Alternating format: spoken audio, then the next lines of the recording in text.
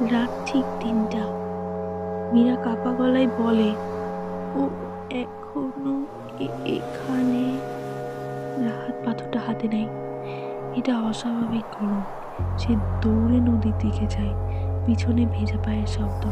ছপ, ছপ, ছপ। নদীতে পাথরটা ছুঁড়ে ফেলতেই চারপাশে নিস্তব্ধ।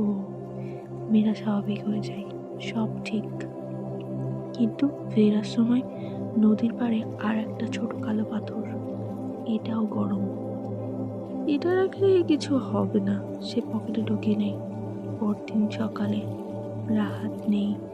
নদীর ধারে পড়ে আছে একটা ভেজা পাথর। ধীরে ওঠানামা করছে। লোকেরা বলে, লোক বললে মানুষ আর মানুষ থাকে না। প্রকৃতি শুধু বদলে দেয় মানুষকে পাথরে।